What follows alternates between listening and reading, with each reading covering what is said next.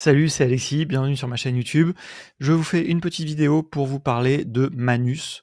Alors je fais la vidéo bien longtemps après tout le monde, évidemment, comme toujours, mais parce que déjà, d'une part, j'avais pas accès, et puis parce que j'avais pas le temps, et que c'est la vie, c'est comme ça. Et finalement, grâce à Xavier, que je remercie au passage, j'ai pu avoir un petit accès à Manus, et donc, dans ma matinale de ce matin, que je viens de terminer il y a quelques minutes, eh bien, j'ai fait un petit test. Mais je vais pas vous mettre le replay, parce que en fait, les temps d'exécution de Manus sont très longs, et donc en fait, il y avait pas, j'ai stoppé, et donc là je fais cette petite vidéo pour vous montrer le résultat final de ce que j'ai initié. Mais je vais tout vous expliquer, ne vous inquiétez pas d'extrait de la matinale, c'est pas la peine. Je vais vous expliquer ce qu'on a fait, et puis ça vous fait, alors c'est un seul test que j'ai fait de Manus, mais ça n'empêche que je vais pouvoir commenter un petit peu, vous dire ce que moi je pense de cet agent que nous a vendu comme révolutionnaire, dont on n'a plus du tout parlé. Mais très franchement, il y a plein de choses intéressantes, je n'ai pas envie d'être narquois tout de suite, donc allons-y. Alors, là, vous voyez sur l'écran, ça c'est la fenêtre quand vous vous connectez à Manus, vous arrivez sur cette fenêtre, et donc là, vous voyez que j'ai déjà une tâche qui a été réalisée. Alors, quand on dit une tâche, en fait, Manus, il fait plein de choses à l'intérieur d'une tâche. On pourrait dire plutôt un projet, en quelque sorte, parce que vous allez voir qu'il fait plein de choses. Là, la fenêtre, c'est la même fenêtre que dans ChatGPT, que dans Bolt, que dans Cursor, que dans tout ce que vous voulez. Vous lui dites ce que vous voulez faire, il va le faire. Il y a quelques options, évidemment, vous pouvez lui donner des fichiers. Vous pouvez aussi le mettre en mode grand effort. C'est plus intensif, ça prend peut-être plus de temps, je ne sais pas. Et là, vous pouvez voir les crédits qui vous restent, mise à niveau, etc. Maintenant, ils ont sorti un pricing, c'était longtemps en bêta. Je sais pas si d'ailleurs maintenant, peut-être que tout le monde peut s'inscrire, d'ailleurs, je ne sais même pas. Je crois que c'est encore toujours sur invitation, mais bon, ils ont sorti les plans de pricing. Alors, qu'est-ce que j'ai essayé de faire? Eh bien, ici, vous allez voir que alors je vais remonter tout en haut et vous allez voir ce que je lui ai demandé. Donc je lui ai demandé de faire un serious game sur l'histoire du mouvement no code. Comme d'habitude, si vous suivez cette chaîne, vous savez que j'ai une petite passion pour la création de boîtes mail cyberpunk que j'ai fait évoluer un petit peu en serious game cyberpunk, où voilà, on reçoit des mails dans une boîte mail et c'est un quiz et ça permet de tester nos connaissances sur l'histoire d'Internet.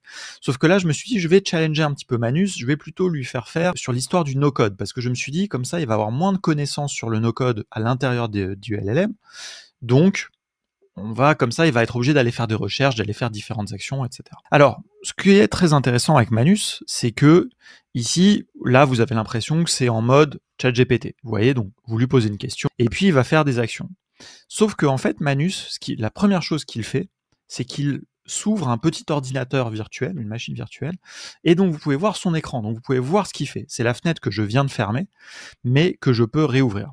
Donc ici, là, vous voyez, par exemple, donc j'ai lancé ça vers 8h50, enfin vers 8h45, 8h49 précisément. Vous voyez, vous avez l'heure, vous avez tout le timing, et il y a une notion comme ça de déroulé. Et donc là, vous voyez que il me répond bonjour, et puis il commence à faire ses actions. Et donc là, vous pouvez cliquer ici, et là, vous voyez les recherches qu'il a fait. Ça, c'est les recherches. Et là, si je mets passer en direct, alors passer en direct, non, c'est pas ça qu'il faut faire. Passer en direct, c'est pour montrer ce qu'il est en train de faire, mais sauf que là, comme la tâche est finie, il me fait plus rien. Mais vous voyez, vous avez toute une timeline et vous pouvez revenir en arrière et vous pouvez voir. Je peux le mettre au tout début. Donc au début, il a fait la recherche. Alors si je mets suivant, ensuite, il est allé naviguer sur une des ressources. Vous voyez les différentes actions. Vous voyez vraiment comme ce qu'il a fait. Ensuite, il a essayé d'aller sur MakerPad, il n'a pas trouvé, et puis il a continué, il a trouvé sur un article de HEC, etc. Et ce qu'il faut dire, c'est que c'était très très long, puisque là, vous voyez sur l'article d'HEC, et ça on était encore en live quand il le faisait, et ben vous voyez qu'il a mis l'article 8h50, 8h50, 8h51, c'est l'article. Alors là, il me met pas tout le détail. Ah non, si voilà, HEC, il clique. Donc ça, il clique pour enlever les cookies. Ensuite, défiler vers le bas, 8h50, 51, 54. Donc là, il a passé 3 minutes sur l'article d'HEC. Donc là, vous voyez dans l'écran, là, c'est les différentes tâches. Vous voyez, petit à petit, ça va scroller. Puis après, il a fait des nouvelles recherches. Mais donc, premier truc qu'il faut savoir avec Manus, c'est que c'est très lent. Alors, c'est très lent, c'est peut-être moins lent qu'un humain, mais c'est quand même, voilà. Et donc, moi, ce que je trouve assez sympa, c'est que vous pouvez voir ce qu'il fait. Et donc là, vraiment, donc comme je l'avais prévu, en quelque sorte, vous voyez, il a commencé à faire des recherches. Alors au début, j'ai vu qu'il partait sur des ressources informatiques, américaines, pardon. Et donc, je lui ai dit au passage, n'oublie pas de chercher des ressources en français. En fait, ça, je lui ai fait en même temps qu'il était en train de travailler. Parce que ça, c'est un des trucs qui est assez intéressant avec Manus, c'est qu'il y a une notion de parallélisme. C'est-à-dire que lui, il fait ses tâches, il va le faire. Et vous voyez, au total, ça a pris une trentaine de minutes, puisque on a commencé à 8h50, il a fini à 9h24. Mais vous pouvez lui envoyer des instructions au fur et à mesure. Donc par exemple, je lui dis, n'oublie pas de rechercher des ressources en français. Et donc là, il va modifier son plan, et puis il va aller chercher des ressources en français. Et donc là, vous voyez, donc là, je lui ai donné une nouvelle connaissance. Et puis il a je sais, ensuite il a trouvé No Code France, le podcast, il a trouvé le documentaire de Stan. Donc vous voyez, il a agrégé plein de choses, il a trouvé voilà No Code, le film, et ensuite il s'est fait sa feuille de route de ce qu'il devait faire. Donc là, c'est la to-do, donc ça c'est les recherches, vous voyez que là il a commencé à cocher les cases. Donc là on est à ce moment-là, hein. Là vous voyez on n'est pas à la fin, parce que petit à petit les cases il va les cocher. Ensuite il va créer des fichiers en Markdown, et ça je trouve que juste pour ça, utiliser Manus c'est assez intéressant, parce que ça peut vous aider à vous-même travailler de cette manière-là. Vous voyez ce qu'il fait, vraiment il vous détaille son déroulé. Donc ensuite il va se créer des fichiers en Markdown avec toutes les informations. Donc sur son ordinateur à lui virtuel, il ne vous les crée pas sur votre ordinateur à vous, ça c'est vraiment important à comprendre. Et ensuite, il va utiliser tout ça. Il va préparer les questions du quiz, puisque ça c'est la demande, on veut créer un quiz sous une forme un petit peu interactive, un peu sympa. Il les met dans quiz.json. Ensuite, sur la partie visuelle, il va créer un fichier de concept, puis il va faire le développement, puis il va tester. Vous voyez, ça il teste aussi. Donc vous voyez, il y a plusieurs étapes. Il fait pas que le dev, il fait tout. Et puis ensuite, il déploie. Il demande à l'utilisateur si on veut déployer. Donc on continue. Donc vous voyez, donc par exemple les fichiers Markdown, histoire du no-code en France. Eh bien voilà, la France joue un rôle notable, sa communauté active, reconnue, contribuant, machin, hop, on parle d'Erwan, même cofondateur de Contournement, nos certifs, etc. Emmanuel, évidemment, le cofondateur de Bubble, l'association No Code France, particulièrement dynamique. Donc voilà, vous voyez, c'est ça, je lui ai rien dit, hein. Il a fait des recherches nous-mêmes, cité Xavier, d'ailleurs, j'avais pas vu tout à l'heure pendant le live, le documentaire de Stan, voilà. Heureusement, je suis pas très susceptible, mais j'aurais pu être un peu vexé de ne pas voir mon nom apparaître dans tout ça. Vraiment, ça me fait ni chaud ni froid. Croyez-moi, j'ai eu la chance d'être reconnu suffisamment. Mais voilà, mais c'est drôle. Mais moi, je suis très content que ça ait trouvé, par contre, des gens qui sont un petit peu moins visibles, justement. Carole, par exemple, qui a fait plein de choses passionnantes à une époque, qui est dans le documentaire. Et donc, on continue, ça défile. Ensuite, il crée des fun facts, parce que je lui ai demandé aussi, à l'intérieur de cette boîte mail, de mettre des petites blagues, de mettre des petits spams. Et donc, voilà, vous voyez, il agrège toutes les connaissances, vraiment comme le ferait un humain qui préparait ses documentations. On mettrait ça, nous, on ferait peut-être ça dans Notion, par exemple. Lui, il se fait des fichiers Markdown. Voilà, un peu comme un vrai dev, en quelque sorte, hein. Et puis ensuite, il attaque le dev. Donc là, vous voyez, il fait du code. Donc là, vous voyez même les lignes de commande qu'il fait. Si vous voulez apprendre un petit peu comment fonctionne le dev, bah voilà, vous voyez que ça, create Next.js. Si vous voulez créer une app Next.js, vous avez une petite ligne de commande. Ça instancie tout ce qu'il faut. Ça initialise les dépendances, etc. Ensuite, là, il met à jour son fichier Markdown. Vous voyez, il commence à cocher des cases.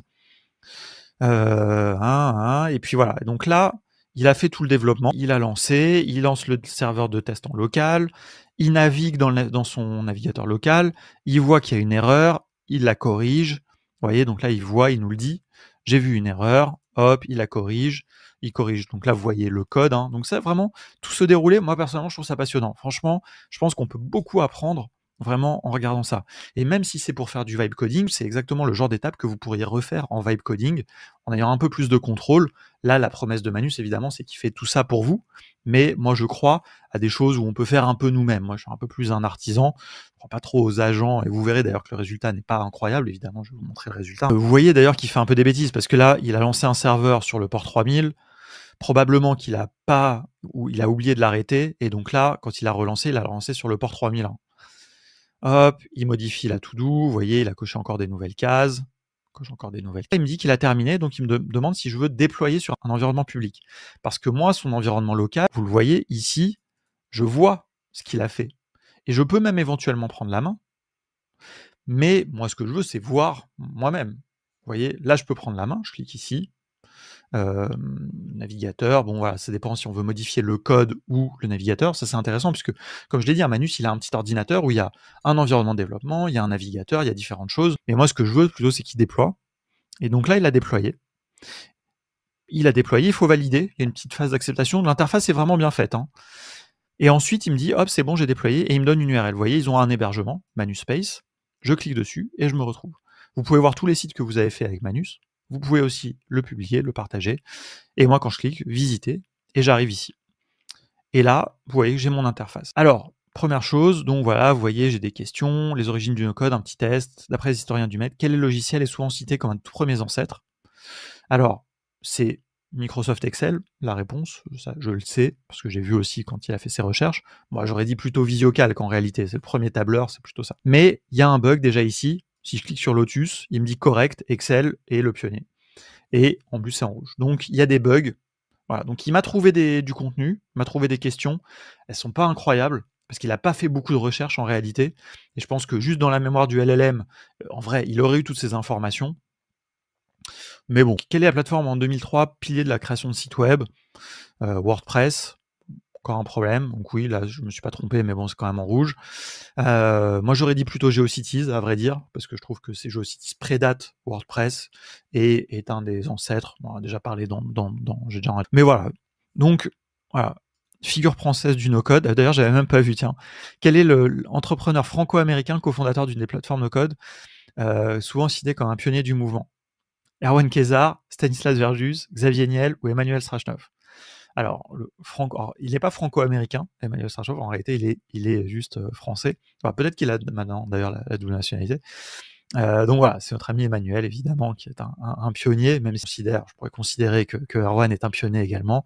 Pas quand même, Emmanuel a commencé bien avant nous sa journée, son périple dans le no-code. Bon, je vais pas vous faire toutes les questions, mais vous voyez, en gros, je voulais vous montrer. Le résultat est très sympa d'un point de vue graphique, mais il y a des bugs. Quand on clique ici, c'est pas fonctionnel. Le score semble fonctionnel. Si je mets n'importe quoi, ça, non, il me met bon à chaque fois, donc bon. Donc voilà.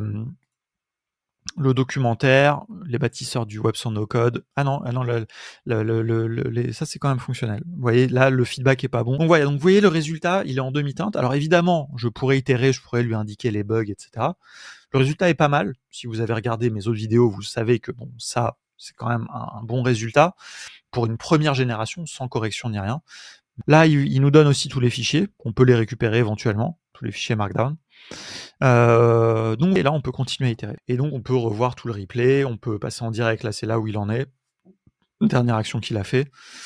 Donc voilà, moi, très franchement, j'ai trouvé ça intéressant. Je crois pas que je l'utiliserai. Je ne pense pas que c'est mon usage, parce que moi, j'ai envie de vibe coder moi-même. Donc, j'ai pas envie de tout déléguer à un agent. Néanmoins, je trouve ça hyper intéressant, et notamment un truc, par exemple, là, le designconcept.md, qui est ici. Donc là, vous voyez le code, vous voyez les fichiers JSON, mais il y en a un que j'ai trouvé intéressant. Ah, il l'a envoyé. Attendez, parce que je l'avais vu ici. Quand il préparait le développement... Alors, attendez, je vais le retrouver. Design concept, voilà. Vous voyez, ça, par exemple, c'est très intéressant, parce que ça, c'est vraiment typiquement le genre de prompt que vous pourriez donner à un outil de vibe coding. Vous voyez, la description du style, les interactions, etc. Donc ça, c'est vraiment très intéressant. Donc vraiment, je trouve que étudier la manière dont fonctionne est intéressant. Moi, je ne pense pas que j'utiliserai, parce qu'encore une fois, comme je disais, j'ai pas de compte. Là, j'emprunte celui de notre ami Xavier, mais c'est trop automatisé pour moi. Un jour, probablement que ces outils-là fonctionneront parfaitement, mais moi, aujourd'hui, j'ai envie de me placer à peu près au même niveau. J'ai envie d'inciter les gens aussi à se placer au même niveau, c'est-à-dire faire eux-mêmes ces différentes étapes. Mais pour avoir de l'inspiration, pour apprendre. Puis voilà, et puis ça fait nous faire, c'est-à-dire que là, on est en avril 2025, eh bien, on voit déjà qu'on a la capacité de créer des agents qui ont quand même une forme d'intelligence, de prise d'initiative. J'ai trouvé que c'était très léger sur les recherches, mais j'ai bien aimé que le plan globalement qu'il a fait, même si je l'avais un petit peu guidé dans mon prompt, était quand même pertinent, et il est allé jusqu'au bout. Alors maintenant, quand on voit du côté de chez OpenAI les modèles O3 qui ont la capacité aussi de faire un peu des choses comme ça, ne serait-ce que dans leur phase de réflexion, bon bah clairement, on arrive sur un monde où on va avoir des agents qui vont faire des trucs de dingue. Voilà, tout ce que j'avais envie de vous dire sur Manus, une vidéo bien longtemps après le buzz, néanmoins, j'ai eu l'occasion de le tester, et comme ça permet à tous les gens qui étaient à la matinale de voir le résultat final, qui est quand même assez intéressant. Abonnez-vous, il y aura des nouvelles vidéos bientôt sur des choses plus d'actualité, sur des choses des fois moins d'actualité. Il y aura surtout beaucoup de vibe coding. Si vous voulez voir du vibe coding en live, vraiment inscrivez-vous, parce que ça, c'est ce qu'on va faire le plus dans les mois qui viennent. Donc voilà, allez, à très bientôt.